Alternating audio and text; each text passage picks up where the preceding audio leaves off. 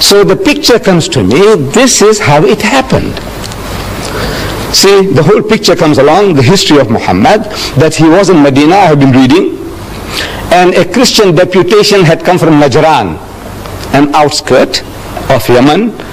They had heard that another Arab now, he's claiming to be in communion with God, he's claiming to be a prophet. So these Christians, they said, let's go and see this another Arab, and we will question him, cross-examine him, want to know what does he know about religion. So they come to Medina, and they are housed in the mosque of the Prophet. They sleep in the mosque, they eat in the mosque, and they have a dialogue in the mosque for 3 days and 3 nights. It's going on. During the course of that discussion, the spokesman for the Christian is posing the question, among so many other things. He said, all right, now tell us, O Muhammad, what is your concept of God? And Muhammad, according to tradition, he doesn't just start answering. He, so to say, presses his spiritual buttons. There were no buttons to press. But I said, so to say, he presses his spiritual buttons, trying to commune with God. He said, oh my Lord, what shall I say? What shall I say? He could have made a case, like we do. At times when we are asked questions, we have no ready answers, so what do? We beat around the bush, we fumble to gather our thoughts. You see, it's like this, and it's like that, and so on. While we are talking, while we are trying to share, our thoughts are coming into focus. That's what we do. If I were to ask you, my children, what is 6 times 6? Immediate answer. I take it. 36. 6 6 36. I say, what is 12 times 12? You say 144. Because you have a ready answer. But if you didn't have a ready answer, what do? You say, well, you see, 6 times 6, you take 6 and you put 6 times 6, 6, 6, and then we add, and 6 and 6 is 12, and 6 is 18, and you are fumbling for the answer, but you will get it, but you fumble for it. That's how what we normally do.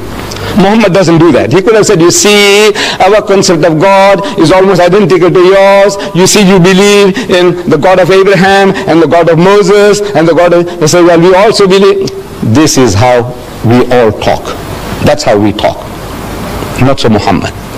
He's asked a question, and he must get it from the highest authority, from the head computer. So what he does, he presses spiritual buttons, and comes the answer through his mouth. He is the end terminal. Every prophet of God is an end terminal of that head computer, the knowledge of God.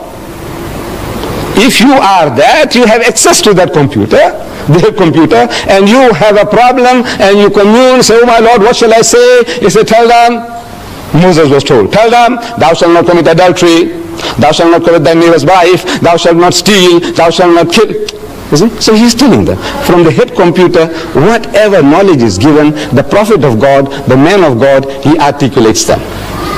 So he wants to know, what shall I say? Comes the answer. You will see it in the 112th chapter of the Quran. Amazing. You open the chapter, it begins. Qul huwallahu ahad. Say, he is God, the one and only. Allahu samad, God the eternal absolute. Lam yalid wa lam yulad. He does not beget and is not begotten. Wa lam yakun lahu kufuwan ahad. And there's nothing like unto him. Finish. Whole chapter is finished. 4 verses. And back to normal. He said, you see, this is our concept of God. When he spoke, while he was speaking, the normal discussion was on a different level of speech. Now, when he's uttering those words, he's on a different level. قل هو الله أحد الله الصمد لم يلد ولم يولد ولم يكن له كفوا أحد.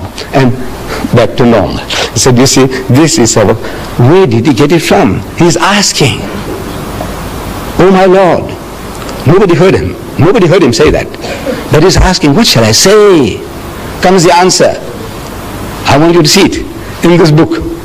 It starts, say, he is God the one and only. So why say?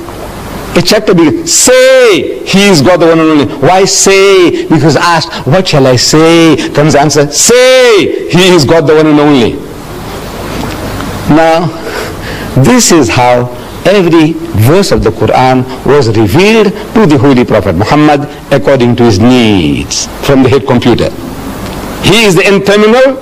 As I said and I repeat, every prophet of God, every true messenger of God is that end terminal. We are not. We haven't got that facility to make a direct contact with the head computer.